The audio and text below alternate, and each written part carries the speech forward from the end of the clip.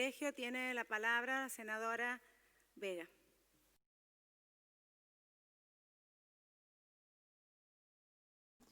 Gracias, señora presidenta. Bueno, vengo a presentar una cuestión de privilegio en contra de todos los intendentes y gobernadores que han conculcado los derechos constitucionales usando de excusa la pandemia y la administración de la cuarentena. No por nada, la Agencia Internacional ha ubicado a Argentina en uno de los peores países aconsejables para pasar la época de pandemia. Analizando distintas variables, no solamente que tengan que ver con la salud, con la economía, sino haciendo especial hincapié a las restricciones que han sufrido los ciudadanos durante la época de pandemia.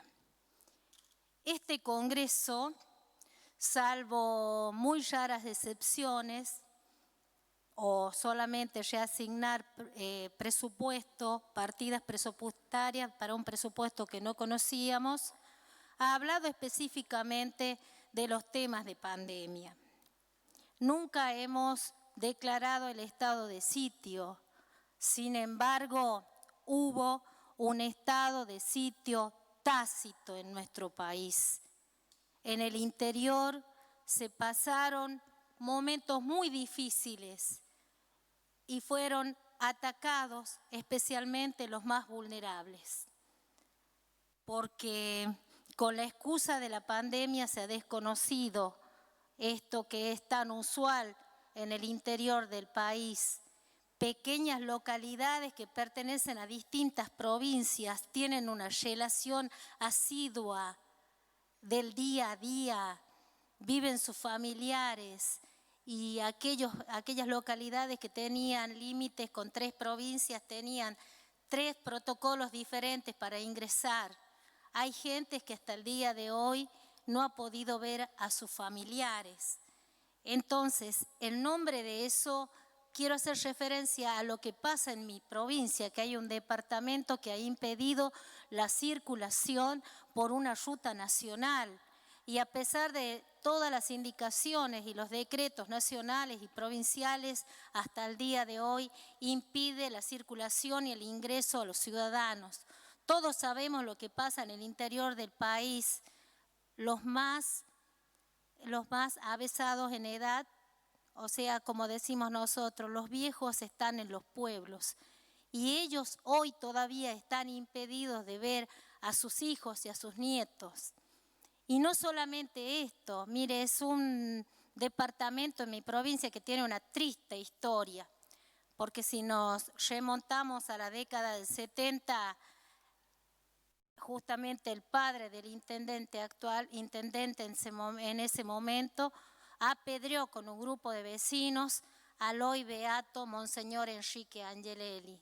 Y tristemente vemos cómo esa historia de ese enano fascista y tirano se repite en nuestra historia, pero sobre todo en los pueblos del interior, que sumado a esto han sumado los pequeños kiosquitos en cada uno de esos lugares, exigiéndole a la gente que se hagan los análisis correspondientes al COVID-19 en ese lugar sin reconocer algún tipo de estudio que se pudieran hacer en otro lugar, quizás en forma gratuita.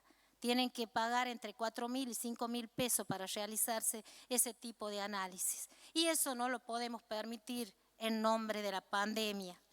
Si nosotros también seguimos analizando qué ha pasado en cada uno de los rincones de nuestro país, nos vamos a encontrar con situaciones que más allá del caso Solange o Abigail que trascendió, hay tantas tristes historias de aquellos con muy pocos recursos que no han tenido la posibilidad de llegar a los medios y que se los escuche. Tal como pasó en Formosa, 7.500 personas esperando y tuvieron que ir a la corte para ser autorizadas para poder ingresar en su pueblo, volver a ver a su familia. Y otro caso son las más de 73.000 víctimas que fueron sepultadas en soledad. Cuando todos sabemos que los argentinos abrazamos una religión que habla de un tiempo de duelo, que ese tiempo de duelo, ese ciclo que tenemos que sellar todo, lo tenemos que hacer acompañado. Y no sucedió eso en nuestro país. Desgraciadamente hemos visto excepciones. Por ejemplo, el fin de semana pasado, cuando en cadena los medios pasaban el sepelio de una persona que parece acá en este país de iguales y no tan iguales, que el poder y el dinero trae consigo la inmunidad. Y eso no lo podemos permitir. Por otro lado, están todos aquellos casos de abusos de las fuerzas de seguridad que se repitieron a lo largo y a lo ancho de este país. Por ejemplo, el caso de Sabina Corio en Río Negro, el caso de Carlos Espinosa en Tucumán, Florencia Magalí Morales en San Luis, Valentín Blas Correa en Córdoba. Todos ellos sufrieron primero la represión y luego perdieron la vida en esta época de pandemia. Según algunas organizaciones que se ocupan de contabilizar todos estos casos, se habla prácticamente de 100 personas que han sufrido ese tipo de aberraciones y han perdido la vida en esta época de pandemia.